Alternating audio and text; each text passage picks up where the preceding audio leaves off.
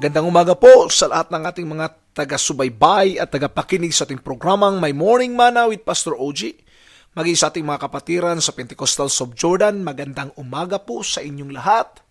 At sa lahat po ng ating mga kababayan sa Pilipinas at sa lahat ng mga mananampalataya sa buong mundo na nakikinig at sumusubaybay po sa programang My Morning Manna, magandang umaga po sa inyo at kumusta na po ang ating pag-aalmusal o pagkakape. If you are somewhere in America, magandang Magandang gabi? Hindi ko po alam, no. I don't know the time zone. I'm not really an expert with the time zone. Pero ang alam ko sa Pilipinas ngayon, magandang hapon. Pero sa lahat po, dahil morning manna ito, magandang umaga because it's morning somewhere in the world. So umagang ito po ay pag-uusapan natin ang salita ng Panginoon.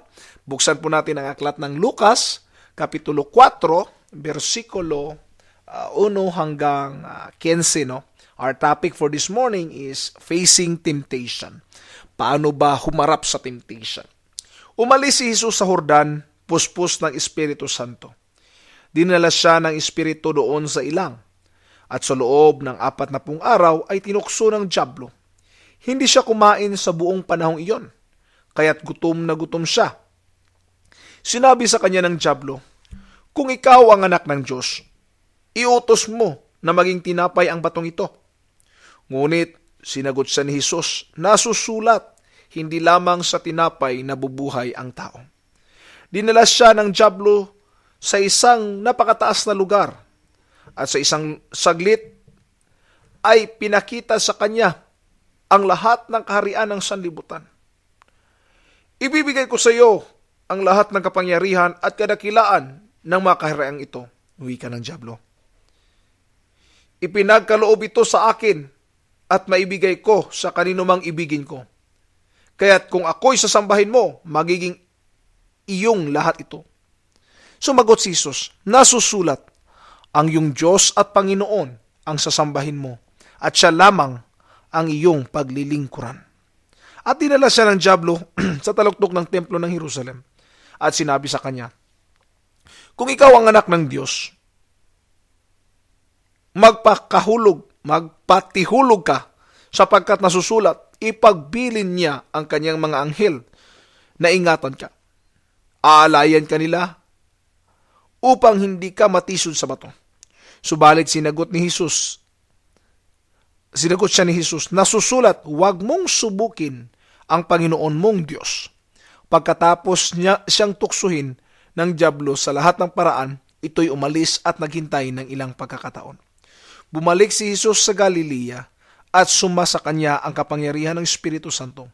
Kumalat sa palibot ng lupain ang balita tungkol sa kanya. Nagturo siya sa kanilang mga sinaguga at dinakila siya ng lahat. Dito po ay ating mababasa ang tatlong aspeto ng pagtukso kay Jesus Christ. Unang aspeto ng kanyang pagtukso ay tinatawag na lust of the flesh. Sinabi sa kanya, "Gawin mong tinapay itong bato." It's a lust of the flesh, no? Kasi nagugutom nga. Isipin mo ba naman 40 days kang walang kain, nakakagutom kaya yun. Pero dito, during that time, sinabi ni Jesus Christ, hindi lang ang tao nabubuhay sa tinapay, kundi sa salita ng ating Panginoon. In this, we can say that if we have the full understanding of the Word of God, hindi po tayo matitinag sa tukso ng dyablo. Kung tayo po'y may tamang pagkaunawa sa salita ng Panginoon, hindi po tayo madali na ititempt ng dyablo. Pangalawang aspeto po ng temptation kay Jesus Christ, sinabi doon na, "Nakita mo ba ang mga bagay na ito? Ibibigay ko ito sa iyo. Basta sambahin mo lang ako." Sinabi Jesus Christ, di ba nakasulat na walang ibang sasambahin kundi ang ating Panginoong Hesus lang, Panginoong Diyos lang? Ito po, bakit po sinabi ng dyablo ito? Marami po kasing nagtatanong dito eh. Sabi nila na ang dyablo daw ay walang kapangyarihan na ibenta ito. No, mali sila. Because during this time, Jesus is not yet crucified. Hindi pa niya nabayaran yung kasalanan niya ng mundo. During this time, tama po, ang dyablo po ang may-ari. No? Bago kasi namatay si Jesus Christ, bago na pa ako sa krus ng Kalbaryo at bago nabuhay magmuli, Ang dyablo po muna ang may-ari nito. Bakit? Ito po pagmamay-ari po ni Adam at ni Eva. Pagmamay-ari po ng tao. Ang authority, ang dominion. Pero pinahintulutan po Adam at ni Eva na nakawin mula sa kanila ang authority, ang power, ang scepter of rulership in this world. Ibinigay nila, o hindi man, they are deceived, no? Nadaya sila ng dyablo. At yun nga, ibinigay nila sa dyablo, yung scepter, yung authority. At ngayon nga, siya ang may hawak. Siya ang naging rulers of darkness. Siya yung naging leader. But when Jesus came, kinuha po itong muli ni Jesus Christ at ibinalik sa tao. At sino lang po ang pwedeng makahawak ng mga bagay na ito? O sino lang po ang pwedeng magkaroon ng authority ng mga ito? Ang mga tao lang pong nanampalataya sa Panginoong Hesukristo. Ibinalik po ng Panginoon ang kapangyarihang ito. Kaya nga sinabi dito ni Jesus Christ na walang ibang sambahin maliban sa Panginoon mong Diyos. Ito po ay tinatawag na lust of the eyes kasi pinakita sa kanya, di ba? He was tempted on what he saw. Ipinakita sa kanya, tinem siya sa mga bagay na nakikita. Kasi ang pagkakaalam, siguro sa palagay ng dyablo, matitem siya nito kasi ito ang madalian Hindi na kailangang mamatay. Automatically ko lang ibigay sa kanya. Ang kailangan lang, lumuhod siya sa akin. But no, Jesus says, no. Kung kailangan kong daanan ang cross ng Kalbaryo, I have to pass through the cross or to the Calvary. Kung kailangan kong dumaan sa pag-suffer, ano ba sa Tagalog ang suffering? Anyway, sa susunod lang natin pag-usapan yung suffering na yan.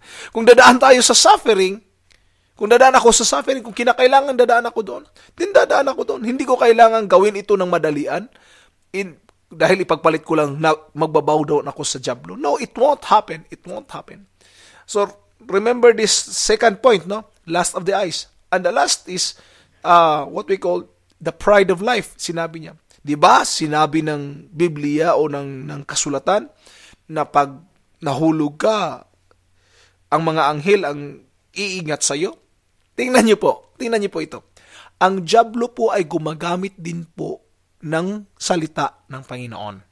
At gagamitin niya po ito sa atin, no? In a different way, in a deceiving way. Kaya po, hindi po natin pwedeng maliitin ang dyablo. Kasi alam niya po kung paano tayo lilinlangin. Kung ginamit ni Jesus Christ ang Word of God, ginamit niya rin po ang salita ng Panginoon. No? Ginamit niya rin po ang salita ng Panginoon upang dayain. No? Si Jesus Christ, sinabi niya, it's a pride of life kasi pahulog ka dito, tuntunay kang anak, patihulog ka dito at di ba sinabi namang sasaluin ka? Just to prove yourself. That is what we call pride of life. Tayo rin po ay tinitest sa ganitong klaseng mga pagkakasala. Lust of the flesh. Ano man yung mga lust of the flesh? Fornication, adultery, di ba? Ito po yung lust of the flesh. Lust of the eyes, yung envy, yung bawat nakikita natin. Lust of the eyes po yan, no?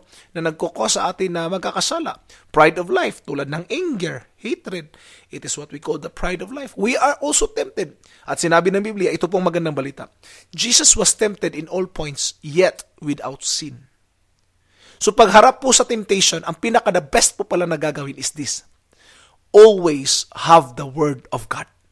Ang salita po ng Panginoon ay ito po'y tinatawag nating sword, no? Through the Spirit of God, no? Using the Word of God, we can defeat the devil. Ito po yung panlaban natin sa demonyo, itong Word of God. So always have the Word of God when you face temptation. Kaya napakahalaga po ang pagbabasa ng salita ng Panginoon at araw-araw pong pakikinig sa ating morning manna nang sa ganun po tayo po ay magkaroon ng bagong pananaw at magkaroon ng mga bagong bersikulo, mga bagong salita ng Diyos upang mapagpatibay tayo sa ating paglilingkod, lalo na po sa pagharap po ng maraming temptation. Hanggang sa muli po, ito po si OG Solitario na muling magpapaalala po sa inyo na sa araw-araw nating pamumuhay, kailangan natin ang tinapay ng buhay. Digest your morning manna today. God bless po.